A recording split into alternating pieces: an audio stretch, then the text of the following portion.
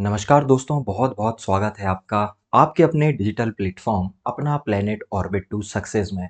और दोस्तों, यहाँ हम डिस्कस कर रहे हैं साइंस और टेक की पूरी प्लेलिस्ट, जिसमें आज का हमारा टॉपिक होने वाला है भारत के प्रमुख प्रक्षेपण यान। दोस्तों, आज के इस टॉपिक में हम डिस्कस करेंगे कि कौन कौन से ऐसे वो लॉन्च व्हीकल है जिसकी सहायता से हमने मतलब कि इसरो ने भारत के प्रमुख उपग्रहों को अंतरिक्ष की विभिन्न विभिन्न कक्षाओं में पहुंचाया है। आइए हम इस टॉपिक को शुरू करते हैं और फिर बीच में हम डिस्कस करेंगे कि किस तरीके से इंडिया में स्पेस टेक्नोलॉजी जो है वो डेवलप हुई है। चलिए इस टॉपिक को शुरू करते हैं साथियों। और आज का हमारा टॉपिक क्या है? आज का हमारा टॉपिक है भाई, भारत के प्रमुख प्रक्षेपण यान मतलब कि लॉन्च व्हीकल। दोस्तों देखिए, ये जो लॉन्च व्हीकल होते हैं, यह गति के तीसरे नियम का अनुसरण करते हैं। मतलब गति का तीसरा नियम न्यूटन ने दिया था और न्यूटन ने कहा था कि हर क्रिया के विपरीत और बराबर एक प्रतिक्रिया होती है। मतलब हर एक एक्शन के बराबर और अपोजिट एक रिएक्शन हमेशा देखने को मिलती है। और उस सिद्धांत को फॉलो करते हुए रॉकेट बनाए गए। देखिए, ये जो रॉकेट है, अगर हम उसमें सामने वॉर हेड लगा दें, मतलब कि उसमें हम विस्फोटक पदार्थ जोड़ दें, तो वह एक मिसाइल की तरह काम करने लगता है। बल्कि वहीं दोस्तों, अगर हम एक रॉकेट के ऊपर सैटेलाइट लगा दें तो वह एक लॉन्च व्हीकल बन जाता है।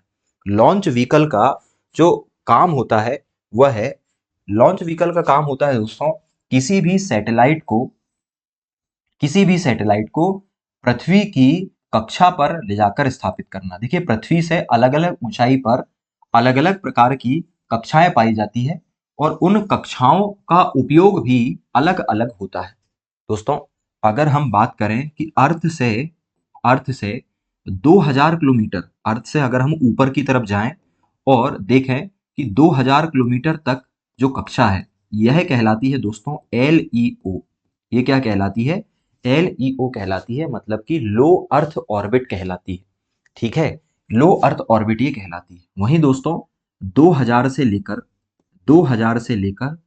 35,786 किलोमीटर, मतलब कि लगभग 36,000 किलोमीटर तक की जो दूरी में जो स्पेस है, वो कहलाता है MEO। मतलब इस बीच अगर कोई भी उपग्रह घूमेगा तो हम कहेंगे कि वह मिडिल अर्थ ऑर्बिट में घूम रहा है।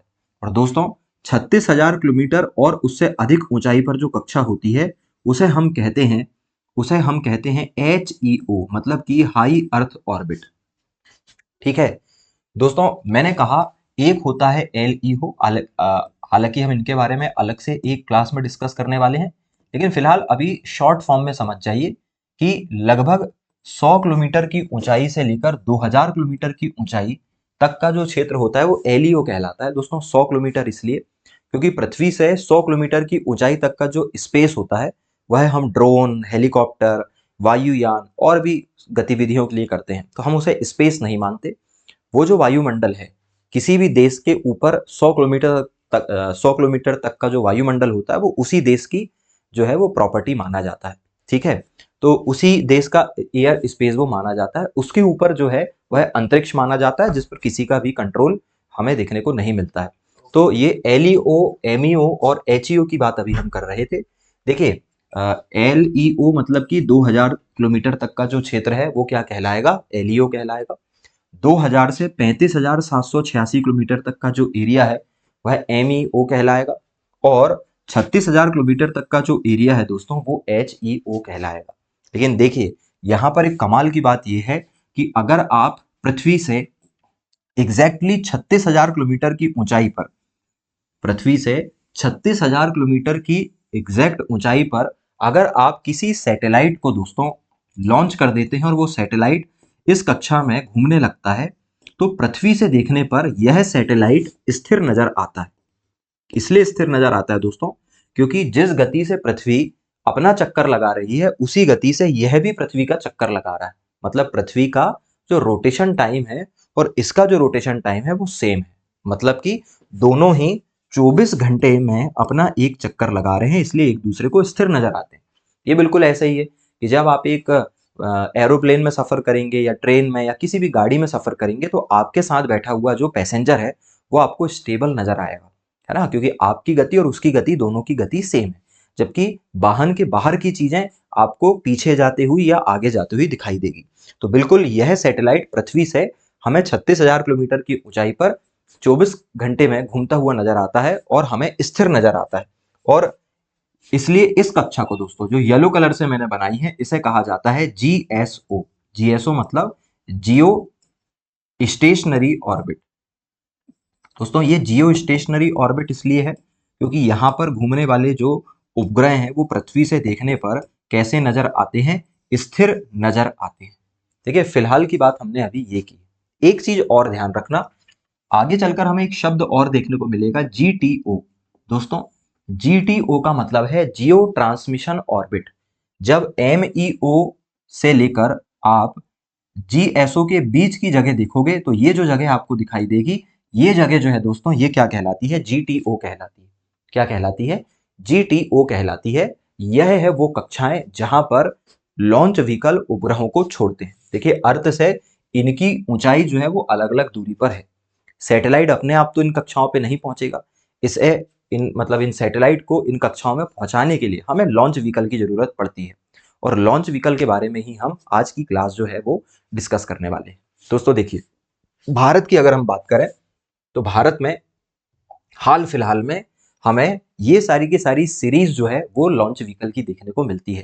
देखो लॉन्च व्हीकल की हमारे पास एक जो सीरीज है वो कहलाती है एसएलवी। एसएलवी का फुल फॉर्म है सैटेलाइट लॉन्च व्हीकल। एक हमारे पास क्या है, एसएलवी है, सैटेलाइट लॉन्च व्हीकल। दूसरा है दोस्तों एएसएलवी।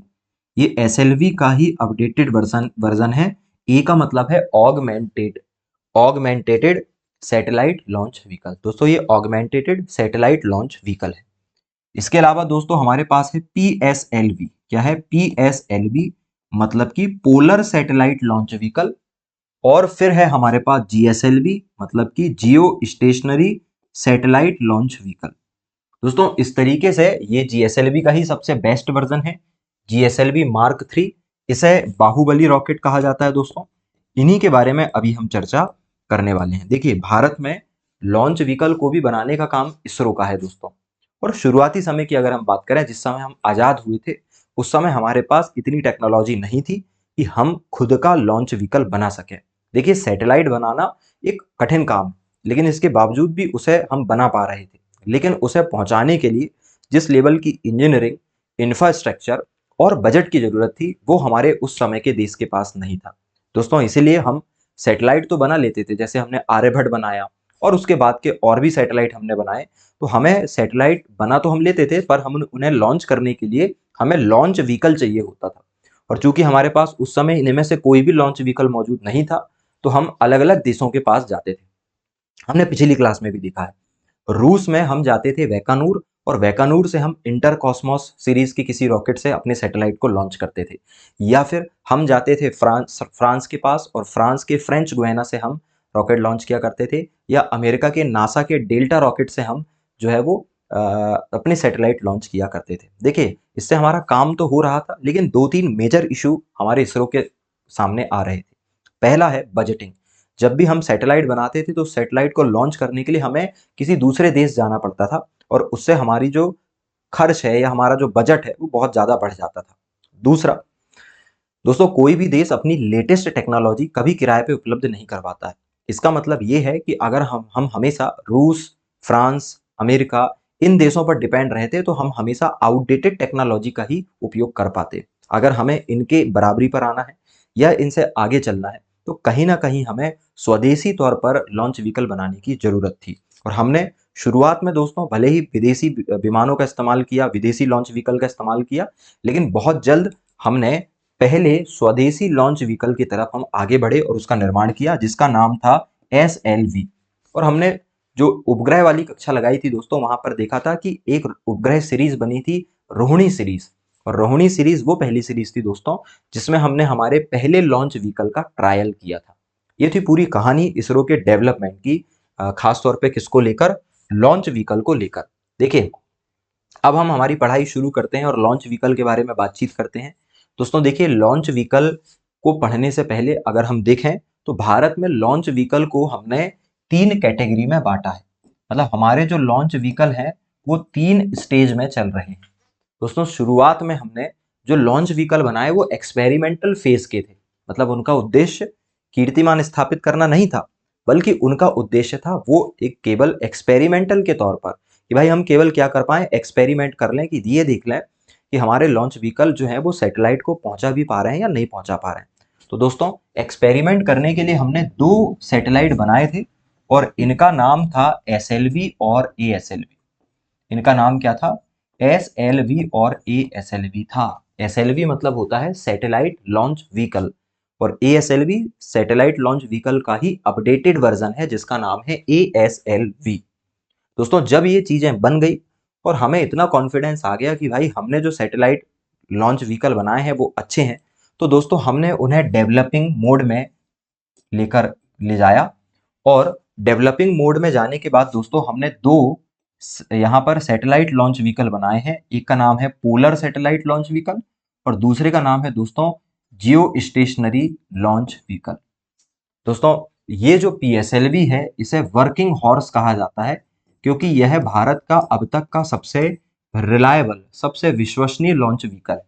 पूरी दुनिया हमारी इंजीनियरिंग को स्वीकारती है, हमारा लोहा मानती है कि हमने जो पीएसएलवी बनाया है इसका सक्सेस रेट इतना अच्छा है कि अगर कोई चीज इससे लॉन्च की जा रही है इसका मतलब उसका फेल होने का चांस ना के बराबर है। दोस्तों इसके अलावा हमने जीएसएलवी भी बनाया है जो 36,000 किलोमीटर की ऊंचाई पर स्थित जीएसओ तक उपग्रह को पहुंचा सकती है। और अब दोस्तों इसे भी हम बनाने के बाद अब आ गए हैं एडवांस फेज में और एडवांस फेज में दोस्तों हम LVM बना रहे हैं। यह हमने बनाया भी है, लॉन्च व्हीकल मार्क 3 इसका नाम है LVM-3। इसके अलावा दोस्तों हम रीयूजेबल लॉन्च व्हीकल बना रहे हैं। इसके अलावा हम एक अवतार करके लॉन्च व्हीकल बना रहे हैं जो कि हम अभी कक्षा के आखिर आखिर में इसको देखेंगे, यानी कि इस क्लास में आपको सारी की सारी चीजें पढ़ाई जाएगी। फिलहाल हमने क्या बातचीत की है? फिलहाल हमने ये बातचीत की है कि हमारे यहाँ के जो लॉन्च व्हीकल है दोस्तों वो 3 भागों में बटे हुए हैं। एक है उनका एक्सपेरिमेंटल फेज, एक है उनका डेवलपिंग फेज और एक है उनका एडवांस फेज या करंट फेज। एसएलवी और एएसएलवी एक्सपेरिमेंटल थे, पीएसएलवी और जीएसएलवी डेवलपिंग थे और दोस्तों एलवीएम, आरएलवी या फिर अवतार, इस प्रकार के जो लॉन्च व्हीकल हैं वो या तो एडवांस फेज में आएंगे या अभी बन चुके हैं मान लो, तो हम उनको करंट फेज में भी रख सकते हैं। चलिए मेरे ख्याल से इतनी सारी चीजें आपको समझ में आ गई होगी। जल्दी से इसे भी देख लीजिए, देन फिर हम क्लास को आगे बढ़ाएंगे भाई। चलिए इतना आपने देख लिया, अब हम आगे की तरफ बात करते हैं दोस्तों। और ये देखिए वो है जो आपको ये दिखाई दे रहा है, ये वो है जो हमने पहली बार बनाया था दोस्तों। ये है SLV-3। देखिए SLV मतलब होता है सैटेलाइट लॉन्च व्हीकल और दोस्तों सैटेलाइट लॉन्च व्हीकल जो है ये हमारा पहला प्रक्षेपण यान है। और इस पहले प्रक्षेपण यान को हमने जब बनाया तो इसकी पूरी एक सीरीज बनाई, जैसे SLV-1 बनाया, SLV-2 बनाया, SLV-3 बनाया। दोस्तों ये जो आप डायग्राम देख रहे हो ये है SLV-3 का और इस प्रकार का एक छोटा सा हल्का हमने, है ना, कम क्षमता वाला क्या बनाया था, प्रक्षेपण यान बनाया था जो कि भारत का पहला प्रक्षेपण यान था। भारत का पहला प्रक्षेपण यान था दोस्तों ये। पहला एलवी है, एलवी का मतलब यहाँ पर क्या है, लॉन्च व्हीकल। देखिए ये क्वेश्चन एग्जाम में भी आ चुका है। अगर मैं एग्जाम की बात करूं तो एग्जाम में कई बार पूछा गया है कि भारत का पहला लॉन्च व्हीकल कौन सा है, वो है एसएलवी। इसकी क्षमता के बारे में पूछा गया है, इसकी हाइट के बारे में पूछा गया है, इसे कहाँ से लॉन्च किया गया है ये पूछा गया है। हम वो तमाम जानकारी अब इसके बारे में देखते हैं। चलिए दोस्तों, तो हम पहले फेज की तरफ जा रहे हैं और अभी हमने देखा था हमारा जो पहला फेज है लॉन्च व्हीकल को बनाने का, वो फेज क्या है, एक्सपेरिमेंटल फेज है, मतलब कि वो प्रायोगिक चरण है। चले इस पे हम बात करते हैं। देखिए हमने एक्सपेरिमेंटल फेज पर बनाया था एसएलवी और एएसएलवी। हम यहाँ पर बात किसकी कर रहे हैं, हम बात कर रहे हैं दोस्तों SLV-3 की। और SLV-3 भारत का पहला स्वदेशी प्रक्षेपण यान है, याद रखिएगा आप। भारत का पहला इंडिजिनस लॉन्च व्हीकल, भारत का पहला इंडिजिनस लॉन्च व्हीकल क्या है, SLV-3 है। बिल्कुल याद रखिएगा क्योंकि एग्जाम में कई बार दोस्तों ये चीजें आ चुकी है। देखिए इसे कब लॉन्च किया गया, इसे लॉन्च किया गया 1980 में। दोस्तों कब लॉन्च किया गया, 1980 में। इसके डिजाइनर कौन थे, इसके डिजाइनर थे APJ अब्दुल कलाम। दोस्तों इसके डिजाइनर कौन है, इसके डिजाइनर है APJ अब्दुल कलाम जी। यह 22 मीटर ऊंचा था और 17 टन इसका वजन था। 22 मीटर इसकी ऊंचाई थी और 17 टन दोस्तों इसका वजन था। साथ ही साथ अगर हम इसकी क्षमता की बात करें तो यह 40 किलोग्राम तक के सैटेलाइट को लो अर्थ ऑर्बिट तक, मतलब 2000 किलोमीटर की ऊंचाई तक ले जाने में सक्षम था। और इसकी सफलता हमें कब मिली? जब हमने RS-1 नाम के रॉकेट को इससे हमने प्रक्षेपित करके दिखाया। दोस्तों ये बातें फिलहाल मैं किसके बारे में कर रहा हूं? SLV के बारे में कर रहा हूं। ध्यान से देखिए, इसकी परफॉर्मेंस की बात करें दोस्तों, तो इसकी कुल 4 उड़ानें हुई है।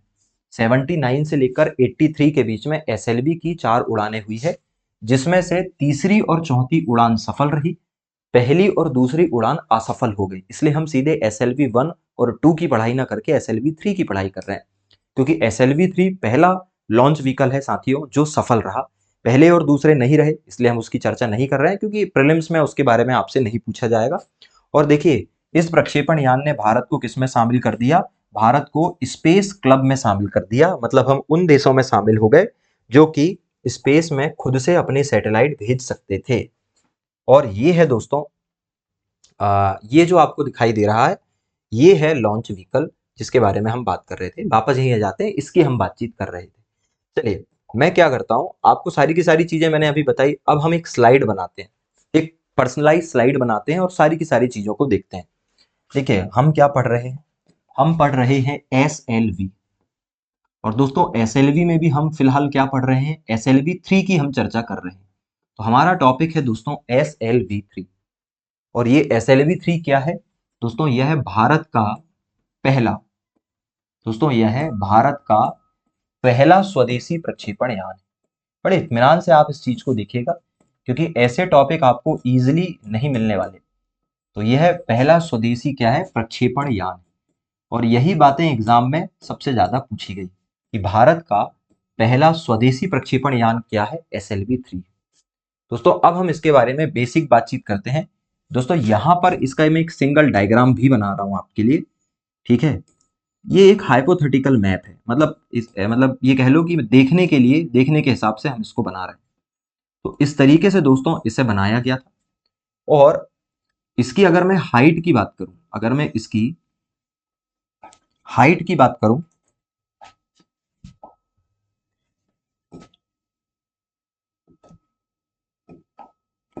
दोस्तों अगर हम इसकी हाइट की बात करें तो इसकी जो कुल हाइट है, एक सेकेंड रुकिएगा। चलें अब हम बात करते हैं इसकी जो कुल हाइट है दोस्तों, ये है 22 मीटर। यह 22 मीटर ऊंचा था। इसकी ऊंचाई कितनी है? 22 मीटर। और अगर हम इसके वजन की बात करें दोस्तों, इसके वजन की बात करें तो इसका जो वजन है, इसका जो वजन है वो है 17 टन। तो दोस्तों 17 टन इसका वजन था और इसकी ऊंचाई जो है वो 22 मीटर थी, ठीक है?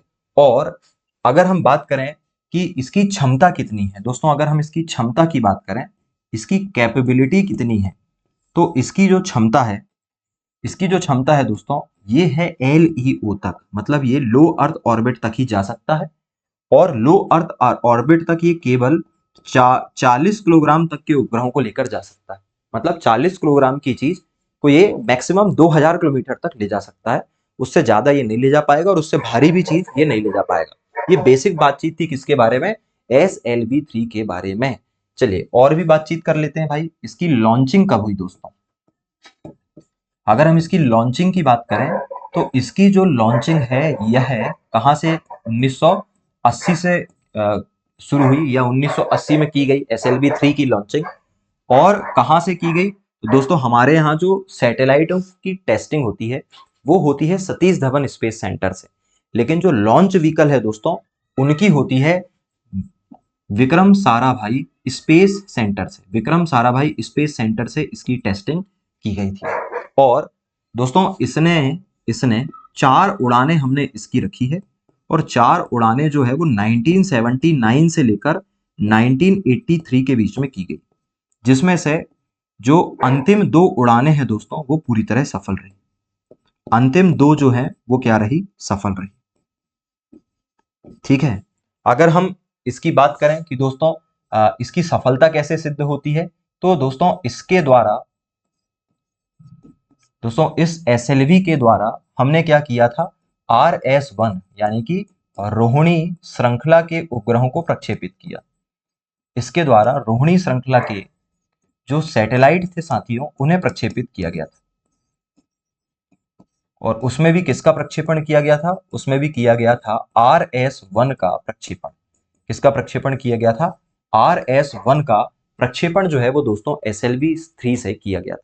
देखिए, हमने देखा लॉन्च 1980 में किया गया, VSSC से किया गया और 4 उड़ानें थी, अंतिम 2 सफल रही। वजन इसका 17 टन है, क्षमता है LEO 40 किलोग्राम तक की, 22 मीटर ये ऊंचा है। और दोस्तों इसने पहली बार रोहिणी सीरीज के उपग्रहों को कहां पहुंचाया था? ऊपर पहुंचाया था। और इसकी खास बात यह है कि इसके द्वारा भारत जो है दोस्तों, इसके द्वारा भारत किसमें शामिल हुआ? अंतरिक्ष क्लब में, मतलब कि स्पेस क्लब में शामिल हुआ। अंतरिक्ष क्लब में शामिल हुआ दोस्तों, मतलब अब हम उन देशों में शामिल हो गए हैं जो स्पेस में अपने सैटेलाइट को इजीली पहुंचा सकते हैं। तो ये थी बातें दोस्तों, जल्दी से स्लाइड को देख लीजिए, देन फिर हम आगे की ओर बात करेंगे।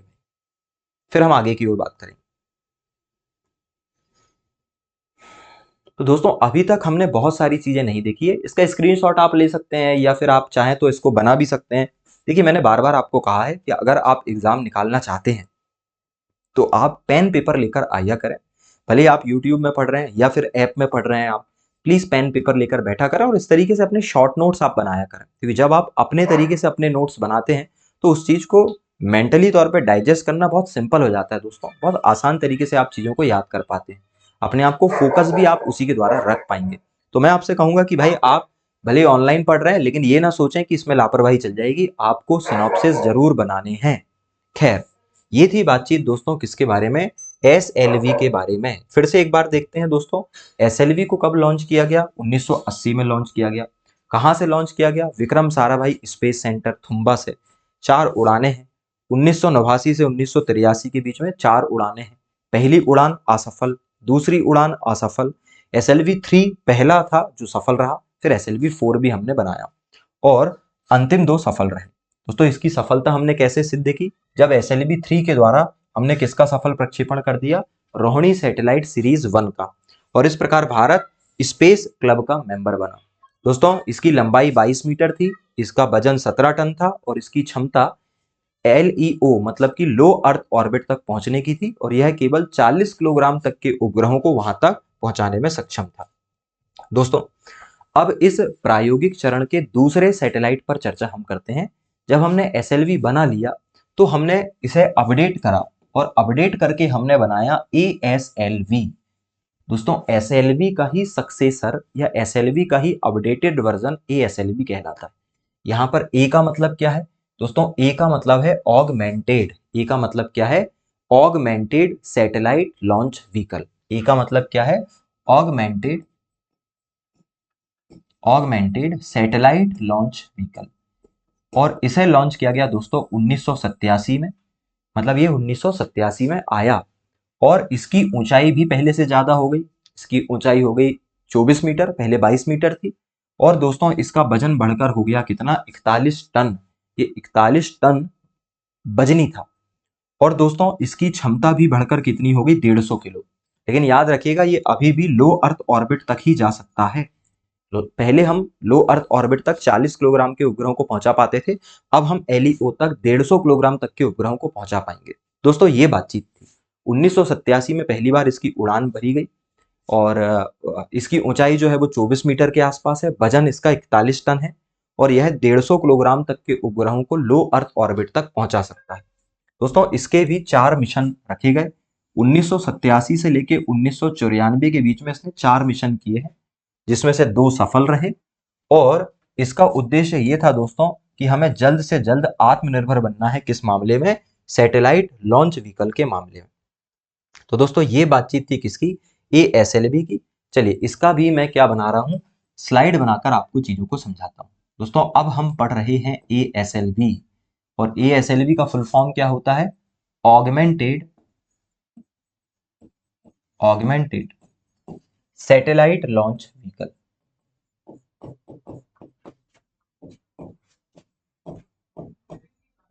दोस्तों ये इसका फुल फॉर्म है।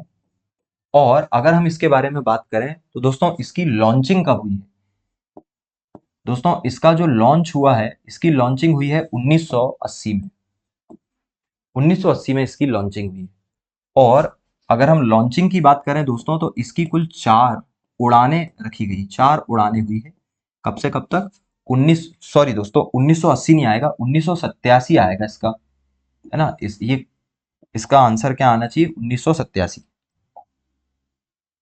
तो दोस्तों 1987 में इसे लॉन्च किया गया, और 1987 से लेके 1994 के बीच में दोस्तों कुल 4 उड़ानें इसकी रखी गई। और इन 4 उड़ानों में से 2 जो हैं वो सफल रही, 2 जो हैं वो असफल रही। इसलिए हम कह सकते हैं कि इसका सक्सेस रेट कितना रहा? 50% के आसपास इसकी सफलता दर रही है उस दौरान। ठीक है, अब हम बात कर लेते हैं दोस्तों, एक सिंपल सा डायग्राम मैं आपके सामने बना रहा हूं। ये बताने, देखो ये एक प्रेजेंटेशन है, एक दिमाग में एक इमेजिनेशन है ये, कि हम किस तरीके से देखते हैं इसको। दोस्तों इस तरीके से इसे बनाया गया था, ठीक है, इस तरीके से इसे बनाया गया था।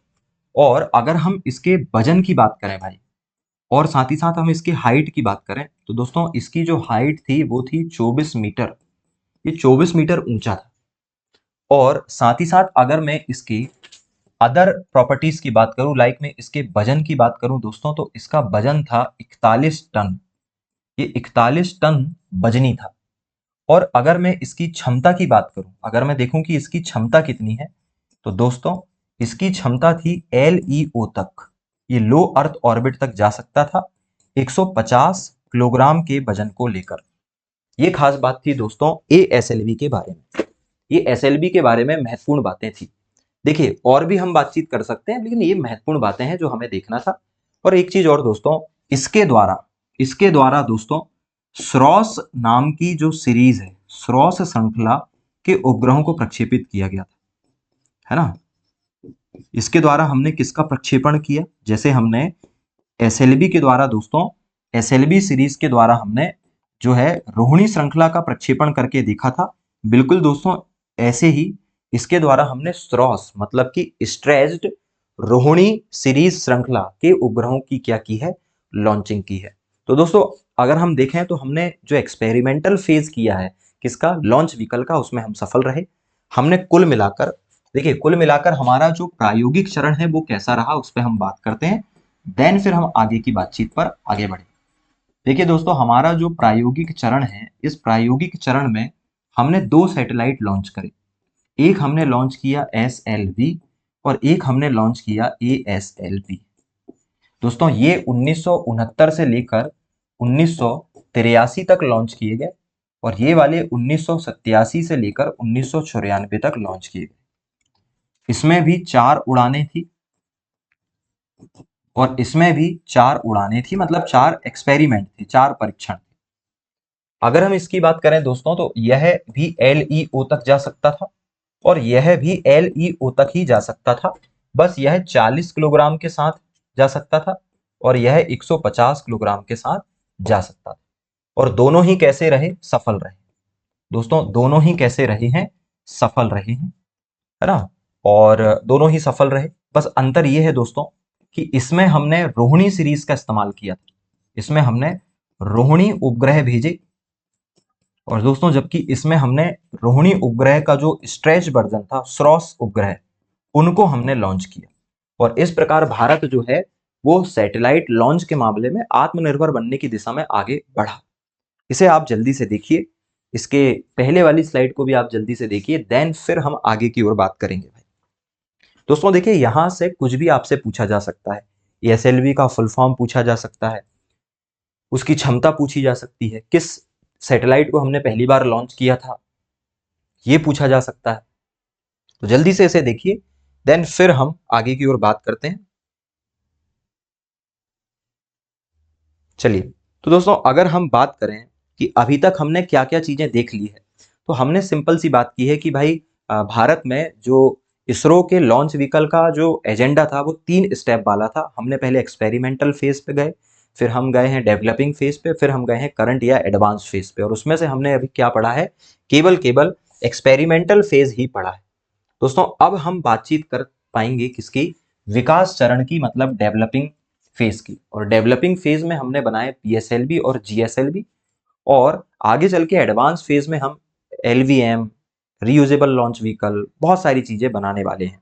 लेकिन देखिए, आज की इस क्लास में हम केवल इतना ही देखने वाले हैं। हम अगली क्लास में इसके डेवलपिंग फेज के बारे में बात करेंगे, और साथ ही साथ दोस्तों हम बात करेंगे उसके एडवांस फेज के बारे में। आज के हिसाब से मुझे ऐसा लगता है कि इतनी इन्फॉर्मेशन काफ़ी है।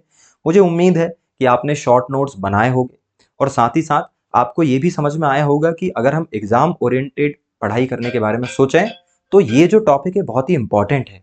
SLV और ASLV के बारे में लगातार क्वेश्चन हमें देखने को मिले। बस एक बात ध्यान रखिएगा, SLV और ASLV को अब रिटायर किया जा चुका है दोस्तों, क्योंकि हमारे पास इनसे बेहतर टेक्नोलॉजी के इंजन मौजूद हैं। तो हम इन्हें रिटायर कर चुके हैं, दोनों को ही अब रिटायर कर चुके हैं। पर हम अब PSLV और GSLV का इस्तेमाल करते हैं, LVM का इस्तेमाल करते हैं, जिसके बारे में हम अगली क्लास में बातचीत करेंगे। हम मिलते हैं अगली क्लास में।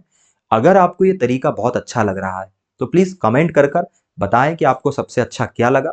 साथ ही साथ आप अप्रिशिएट भी कर सकते हैं ताकि हमारा मोटिवेशन बना रहे। दोस्तों, इसके अलावा इसकी PDF आपको मिलेगी एप्लीकेशन में, जिसकी लिंक डिस्क्रिप्शन बॉक्स में है। डिस्क्रिप्शन बॉक्स में जाइए, अपना प्लेनेट ऐप को डाउनलोड कीजिए, और वहां पर आपको मिलेगी फ्री PDF ऑप्शन में, उसे आप ज्वाइन करिएगा और वहां पर आप PDF को डाउनलोड कर पाएंगे। नमस्कार।